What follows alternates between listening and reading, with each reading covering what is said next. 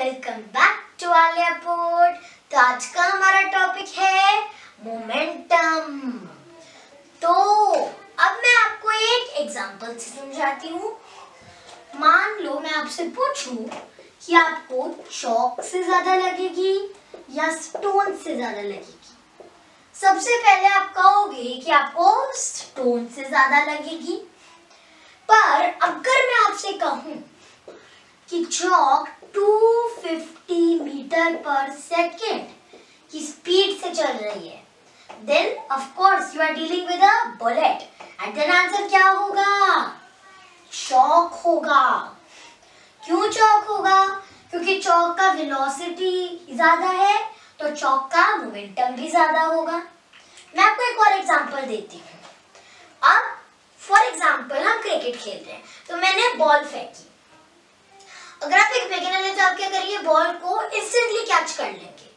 लेकिन जो professional players होते हैं वो क्या करते हैं, बॉल को पहले थोड़ा टाइम लेने देते हैं, बाद में कैच करते हैं।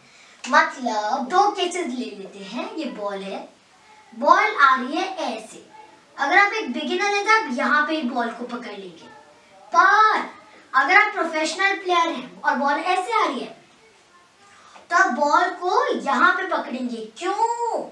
अभी आप क्या कर रहे हैं, यहाँ पे क्या है, बॉल का वेलोसिटी हाई है, मतलब बॉल का मोमेंटम भी हाई होगा और मतलब बॉल हमारे हैंड्स पे ज्यादा फोर्स एक्सर्ट करेगी और हमारे हैंड्स पे हर्ट होगा, राइट? तो इस केस में हैंड्स हर्ट होंगे। लेकिन प्रोफेशनल प्लेयर क्या करेगा, पीछे पकड़ेगा, तब क्या होगा, बॉल की वेलोसिटी कम होगी, मोमेंटम कम होगा, तो हमारे हैंड्स पे बहुत कम फोर्स एक्सर्ट होगी। So basically no effect on hands, right? So इन दोनों एग्जांपल्स में मैंने टर्म यूज की है मोमेंटम। तो मोमेंटम क्या होता है? It is a product of mass and velocity. So अगर हम इसे मैथमेटिकली दिखाना हो तो अब इसे P से डिनोट करते हैं। So P is equal to mass, जिसे हम m से लिखते हैं, इनटू वेलोसिटी, जिसे हम v से लिखते हैं, right? So this is the mathematical formula of momentum. अब मोमेंटम की जब हम बात करते हैं तो अब मास हमें पता है एक स्केलर क्वांटिटी होती है, वेलोसिटी एक वेक्टर क्वांटिटी होती है। स्केलर क्वांटिटी को जब वेक्टर क्वांटिटी से मल्टीप्लाई करते तो कैसी क्वांटिटी बनती है? वेक्टर। मतलब मोमेंटम एक वेक्टर क्वांटिटी होता है। अब अगर मोमेंटम एक वेक्टर क्वांटिटी है, इसका मतलब कि इसका मैग्नीट्यूड भी होता है और डायरेक्शन भी होता है। हमें कैसे पता चलेगा कि ऑब्जेक्ट का मोमेंटम का डायरेक्शन क्या है? एक ऑब्जेक्ट की वेलोसिटी का जो डायरेक्शन होगा, that would be the direction of momentum. मतलब अगर ऑब्जेक्ट सर्कल में मूव कर रहा है तो हमें पता है वेलोसिटी होती है टेंजेंशियल, वेलोसिटी टेंजेंशियल होती है, मतलब मोमेंटम भी टेंजेंशियल ही होगा। अच्छा, किसकी टेंजेंशियल होगा? सर्कल की। कौन सा सर्कल? जिसमें आपका ऑब्जेक्ट मूव कर रहा है, राइट? मोमेंटम एक वेक्टर क्वांटिटी है, इसका डायरेक्शन भी है, मतलब it can be positive, negative और जीरो, राइट? तो अब इसके कुछ साइन कन्वेंशंस होते हैं, वो मैं आपको बताती हूँ। साइन कन्वेंशंस तो ऐसे हम लेते हैं ना,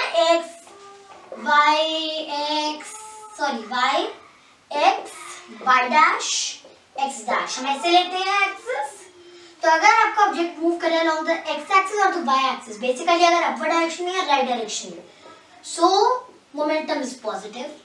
अगर वो y डैश एक्सिस या x डैश एक्सिस के अलोंग मूव कर रहा है, मतलब डाउनवर्ड या लेफ्ट डायरेक्शन में, so negative, right? So momentum is negative.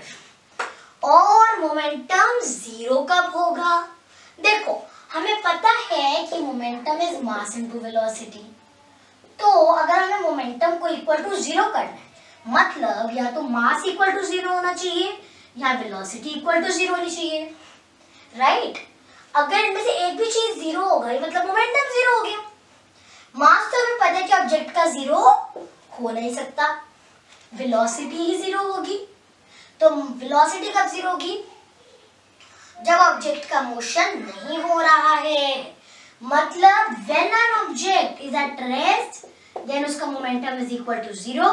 When it is moving along x and y axis then its momentum is equal to positive, and when it is moving along x dash and y dash axis then the momentum is negative, right? तो अब आपको sign convention clear हो गए। अब हम देखते हैं momentum का एसआई यूनिट, ठीक है? एसआई यूनिट तो मास इनटू वेलोसिटी है। मास का एसआई यूनिट होता है केजी, वेलोसिटी का मीटर पर सेकंड, तो बना केजी मीटर पर सेकंड। इसे आप न्यूटन सेकंड भी लिख सकते हैं। सीजीएस यूनिट कितना हुआ? सीजीएस यूनिट, सीजीएस मतलब सेंटीमीटर ग्राम सेकेंड। तो मास का सीजीएस यूनिट होता है ग्राम और वेलोसिटी का होता है सेंटीमीटर पर सेकंड, तो ग्राम सेंटीमीटर पर सेकंड, राइट? इससे आप एक और चीज लिख सकते हैं डाइन सेकंड। जैसे न्यूटन सेकंड है वैसे डाइन सेकंड है, ठीक है?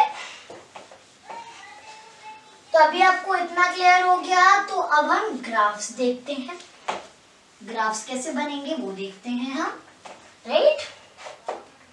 तो हम कौन कौन से ग्राफ्स देखेंगे? PM graph, PV graph and VM graph. PM graph देखते हैं तो इस पे y एक्सिस पे होगा मोमेंटम और x एक्सिस पे होगा मास। तो यहाँ पे हमारा वेलोसिटी कांस्टेंट होगा कुछ ऐसा, v is equal to constant ऐसे। नेक्स्ट हम बनाएंगे पीवी ग्राफ, मतलब momentum on the y axis, velocity on the x axis. Mass constant होगा something like this and you write m is equal to constant. Lastly we have vm graph. So velocity here and mass here. Velocity on the y axis, mass on the x axis. यहाँ पे momentum constant होगा तो कुछ ऐसा आएगा, p is equal to constant। ये बनेगा rectangular hyperbola. अब ये ऐसा क्यों बनेगा? चलो हम ग्राफ को ऐसे ना बना के वैल्यूज के साथ बनाते हैं। मोमेंटम हमारा कांस्टेंट है, राइट? तो चलो मान लेते हैं मोमेंटम 40 है, मास और वेलोसिटी के हम 5 डिफरेंट वैल्यूज रखेंगे, राइट? तो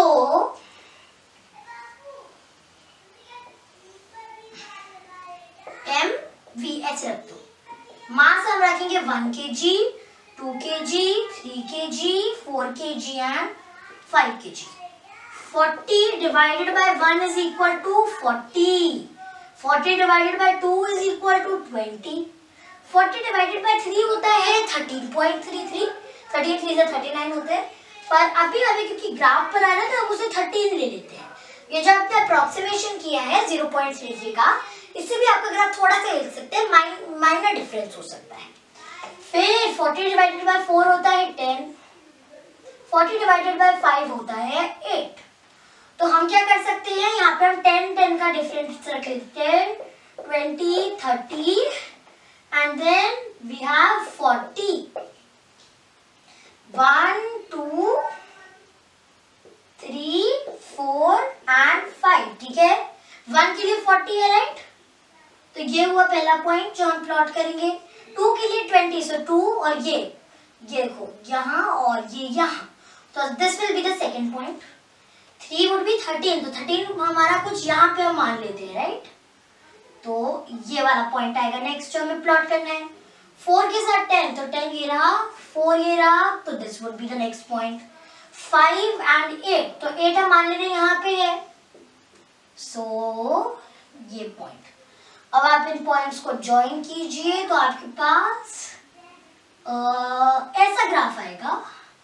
ये जो आपका हल्का सा यहाँ पे एरर आ रही है इसलिए आ रहा है क्योंकि हमने यहाँ पे 13.333 की जगह 13.0 लिया था, नहीं तो ये ग्राफ पूरा आपका ऐसा बनेगा। और प्लस हमने वैल्यूज भी करनी थी इसलिए हमारा ग्राफ ऐसा बन रहा है, नहीं तो हमारा ग्राफ ऐसा बनेगा, राइट। तो यहाँ पे रेक्टेंगुलर हाइपरबोला बन रहा है, राइट। अब मोमेंटम हमने देखा था किसके इक्वल होता है, मास इनटू वेलोसिटी, राइट। मतलब मोमेंटम जो है it is directly proportional to the mass, directly proportional to the velocity and velocity is inversely proportional to the mass. Means अगर हमारे पास एक स्मॉल कार है और एक हेवी लोडेड ट्रक है, दोनों का मोमेंटम सेम है, मोमेंटम सेम है, मैं पूछूं वेलोसिटी किसकी ज्यादा होगी, तो velocity is inversely proportional to mass. मतलब वेलोसिटी किसकी ज्यादा होगी, जिसका मास कम होगा। मास किसका कम होगा, स्मॉल कार या हेवी ट्रक, स्मॉल कार। तो स्मॉल कार की मोर वेलोसिटी और ट्रक की हेवीली लोडेड ट्रक की लेस वेलोसिटी होगी क्योंकि इसका मास ज्यादा है। अब मैं बोलूं कि दोनों का वेलोसिटी सेम है, वेलोसिटी सेम है, मोमेंटम किसका ज्यादा है, तो momentum is directly proportional to mass, जिसका मास ज्यादा उसका मोमेंटम ज्यादा। मास किसका ज्यादा है, ट्रक का, मतलब ट्रक का मोर मोमेंटम, कार का less momentum, right. So this, अब आई होप इतना आपको समझ में आ गया है। अब मैं आपको मोमेंटम पे एक क्वेश्चन कराती हूँ, राइट। सो मैं आपसे कहूँ दो ऑब्जेक्ट्स हैं, object P and object Q। P का मास है 2, वेलोसिटी है 5 और यहाँ पे यूनिट आ जाएगी वेलोसिटी की metre per second. Object Q है, उसका मास कितना है 8 kg, वेलोसिटी कितना है 1.25 मीटर पर सेकेंड। हमसे क्या पूछा है, ratio of momentum of P and momentum of Q। So momentum of P to momentum of Q हमसे पूछा है, राइट। अब मास इज P का देखते हैं, mass is equal to 2, velocity is equal to 5। Momentum किसके बराबर होता है, mass into velocity, that is 2 into 5, that is 10 और यूनिट क्या है, यूनिट बहुत इंपॉर्टेंट होती है डालनी, kg मीटर पर सेकेंड। यहाँ पे P is equal to mv is equal to 8 into 1.25, तो 8 into 125 upon 100, ये हुआ 2, ये हुआ 25, ये हुआ 5 and we get it as 10 kg metre per second, right. Momentum आ गया दोनों का, तो रेशियो निकालेंगे, 10 kg metre per second P का है इस to 10 kg metre per second Q का है। Unit unit cancel, 10 cancel, answer is 1:1, ठीक है। तो अभी तो आपका क्वेश्चन डायरेक्टली सॉल्व हो गया, पर कभी कभी क्या होता है, यहाँ kg, यहाँ मीटर पर सेकेंड, यहाँ पे ग्राम और यहाँ पे सेंटीमीटर पर सेकेंड। तो आपको ध्यान रखना है कि यहाँ पे आप पहले यूनिट्स को कन्वर्ट कर लो। क्यों, क्योंकि अगर आप यूनिट्स कन्वर्ट नहीं करोगे तो यहाँ पे kg मीटर पर सेकेंड में होगा, यहाँ पे ग्राम सेंटीमीटर पर सेकेंड में होगा, और उससे आपका आंसर का जब आप रेशियो निकालोगे तो यूनिट्स कैंसिल आउट नहीं होंगी, क्योंकि यहाँ पे kg होगा, यहाँ पे ग्राम होगा, यहाँ पे मीटर पर सेकेंड होगा, यहाँ पे सेंटीमीटर पर सेकेंड होगा, यूनिट्स कैंसिल आउट नहीं होंगे and then that will create a confusion, right. सोचो अगर मैं कन्वर्ट ना करूं तो 1 kg metre per second is to 1 gram centimetre per second, और ऐसे आंसर्स बिल्कुल भी एक्सेप्टेबल नहीं होते। That is why it is important to convert the units as well. तो अब हम देखते हैं हमने आज के वीडियो में क्या क्या किया। आज का हमारा टॉपिक था मोमेंटम, तो हमने उसको देखा कि मैथमेटिकली कैसे रिप्रेजेंट करते हैं, हमने उसका SI यूनिट देखा, उसके ग्राफ्स के बारे में देखा, फिर हम न्यूमेरिकल्स किए, प्रोपोर्शनैलिटीज देखी, राइट। तो आई होप आपको मोमेंटम का कॉन्सेप्ट अब क्लियर हो चुका होगा। So that was all for today's video. Good bye, thanks for watching.